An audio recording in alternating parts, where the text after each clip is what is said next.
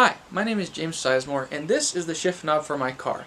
I got this for my car after the stock knob's leather started peeling off. I love this shift knob because it has a simple, clean design and it looks and feels great, but it has one drawback to it. It gets way too hot after sitting in the sun. This is because this knob is made from aluminum, which is very thermally conductive. So to keep myself from grilling my hand every time I want to shift gears, I've decided to make a copy of this knob made from a new material. To make the part, I'm using a silicone molding technique with an epoxy resin as my material.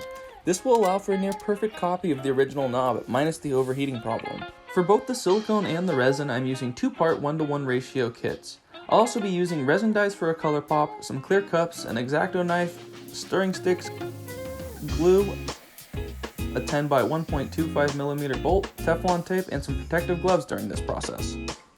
First step is gluing the bottom of the original knob to the bottom of a cup. The cup will hold the mold and the contact point will serve as the sprue for the resin later. Once the glue has dried and the knob is stuck to the cup, I measure both silicone parts using a cup of water as my level indicator.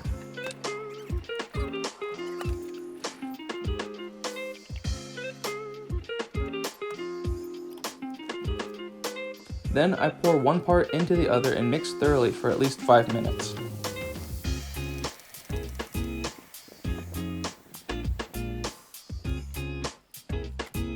After it's been mixed, I pour the silicone over the knob, covering it completely, letting it cure for an entire day.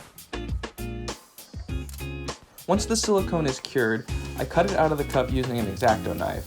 Then I grab a new cup to make a threaded insert. I cut a hole in the bottom of the cup, aligning it with the center hole of the shift knob.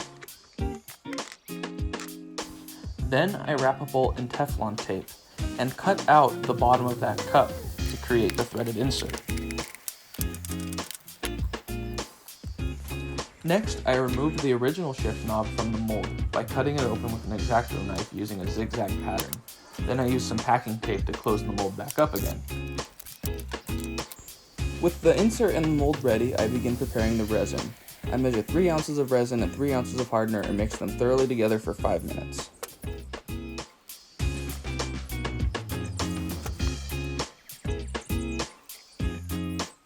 Using the dyes, I add some color to the resin and then slowly pour the resin into the mold before placing the insert on the top, allowing the bolt to stick into the resin.